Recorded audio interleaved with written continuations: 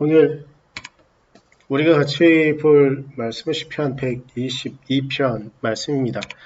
오늘 말씀도 읽기 전에 간략하게 설명을 좀 드리면 122편은 성전으로 올라가며 부르는 노래 가운데 다윗이 처음으로 지은 시입니다. 그 노래들 가운데 말이죠. 120편부터 134편까지 이어지는 성전으로 올라가며 부르는 노래, 그 중에 다윗이 처음으로 시를 쓴 시편입니다.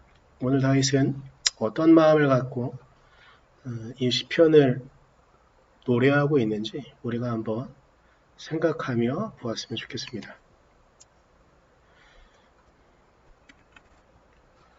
사람들이 나를 보고 주님의 집으로 올라가자 할 때에 나는 기뻤다. 예루살렘아, 우리의 발이 내 성문 안에 들어서 있다. 예루살렘아, 너는 모든 것이 치밀하게 갖추어진 성읍처럼 잘도 세워졌구나. 모든 지파들, 주님의 지파들이 주님의 이름을 찬양하려고 이스라엘의 전례에 따라 그리로 올라가는구나. 거기에 다스리는 보좌가 놓여 있으니 다윗 가문의 보좌로구나. 예루살렘의 평화가 깃들도록 기도하여라. 예루살렘아, 너를 사랑하는 사람들에게 평화가 있기를. 내 성벽 안에 평화가 깃들기를. 내 궁궐 안에 평화가 깃들기를 빈다 하여라. 내 친척과 이웃에게도 평화가 너에게 깃들기를 빈다 하고 축복하겠다. 주 우리 하나님의 집에 복이 깃들기를 빈다. 아멘. 오늘 다윗은 예루살렘 성전을 생각하며 그곳에 올라가며 처음에 고백하는 건 내가 기뻤다라는 것입니다. 우리는 다윗이 예루살렘 성전을 얼마나 소망했는지, 그리고 예루살렘에서 하나님께 예배하는 것을 얼마나 기다렸는지를 보며 다윗이 내가 기뻤다라고 말하는 그 고백이 결코 가벼운 말이 아님을, 그죠? 습관적으로 내뱉는 말이 아님을 우리는 상상할 수 있습니다. 그런데 오늘 122편 가운데 다윗이 끊임없이 바라고 기대하는 것이 있습니다.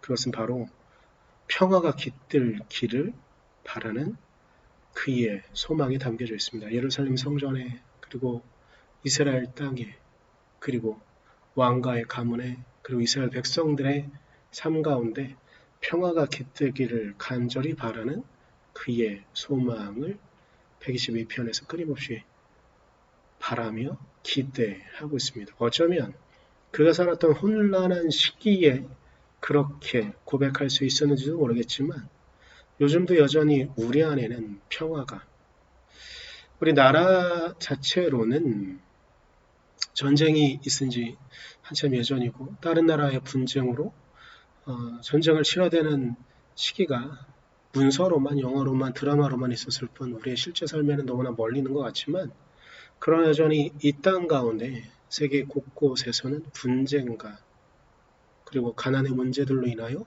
살인이 일어나고 싸움이 일어나는 것들을 우리는 목격하고 있습니다. 이런 실질적인 전쟁들 말고도 지금 당장 장마로 인해 우리가 좀 어려움을 겪고 있는 가운데도 있는데, 이렇게 어려움과 힘든 시간들을 보내고 있는 것이 어쩔 수 없는 우리의 삶인 것이죠. 그런데 그런 시기에 다윗은 주님께 평화가 깃들기를, 이 예루살렘 성전으로 올라가는 우리의 마음이 평화가 깃드는 마음이기를. 좀 더 확장해서 생각해 본다면, 우리가 주님의 평화 가운데 살아간다면 우리 주변에 있는 이들을 위해 나의 삶에 평화가 있도록 우리는 구체적으로 노력해야 하는 것이겠죠. 다윗은 그렇게 주님의 평화를 빌며 그 평화 가운데 살아가기를 소망하며 이 시편을 썼는지 모르겠습니다.